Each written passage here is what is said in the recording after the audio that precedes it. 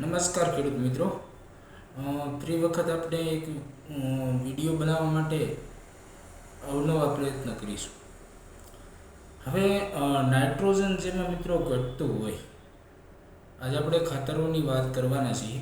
તો જેમાં નાઇટ્રોજન ઘટતું હોય મિત્રો, તો નાઇટ્રોજનમાં કેવા લક્ષણો દેખાય કે જૂના પાન પડવા, પીળા પડે, એક છોડની નાની અને નબળાઈ રહે, વિકાસ ધીમો રહે, ઉત્પાદન ઘટે. તો આનો માટે ઉપાય શું કરવો? યુરિયા અથવા એમિનો એસિડ સલ્ફેટ આપો. 1 થી 2% યુરિયાનો છંટકાવ કરવો અથવા નાખવો. હવે મેગ્નેશિયમમાં જોઈએ તો કે મેગ્નેશિયમ હોય તો એમાં કેવા લક્ષણો હોય છે?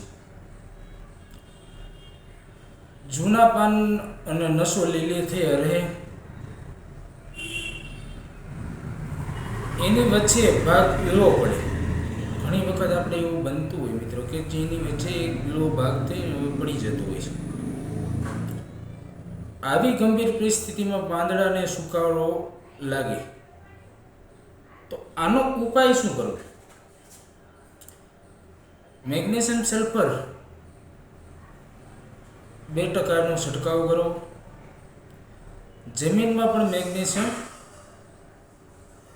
પૂરું કરવું.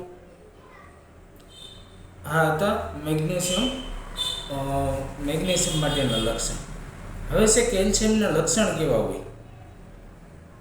નવા પાન વાંકા સૂકા થાય, ટોસનો વિકાસ અટકે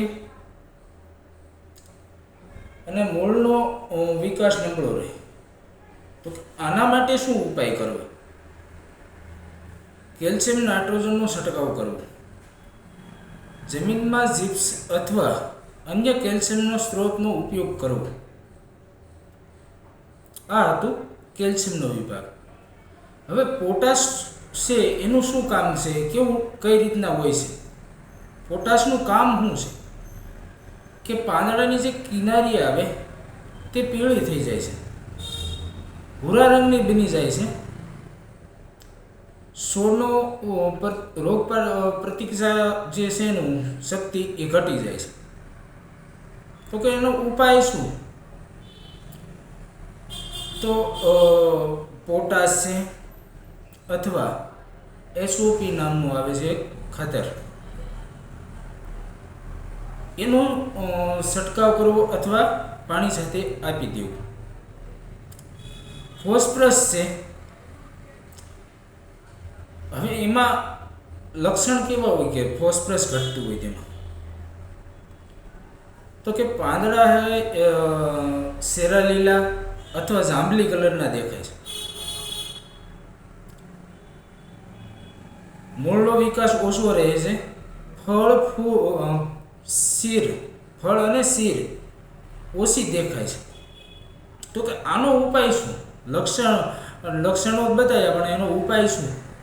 ડીએપી અથવા એસએસપી નો ઉપયોગ કરવો. વાવણી સમયે ફોસ્ફરસ આપવું વધુ હિતાવહ બને છે. સલ્ફર, તો કે સલ્ફરના લક્ષણ કેવા હોય? નવા પાન પીળા પડે, આખો છોડ ફીકો થઈ જાય પીળા કલરનો, અને વૃદ્ધિ ધીમી પડે. તો કે એનો ઉપાય શું? એન્ટીનાઇટ સલ્ફર 80%, જીપ્સ નામનો ઉપયોગ કરવો. જીપ્સ વોતર એમના આવે છે. સલ્ફર 80% WDG આવે, જેનો છંટકાવ કરવો જોઈએ. તો આપણા હતા 6 મુદ્દા. તો મિત્રો હવે આપણે વાત કરી દઉં કે ઘણા બધા પોષક તત્વને હિસાબે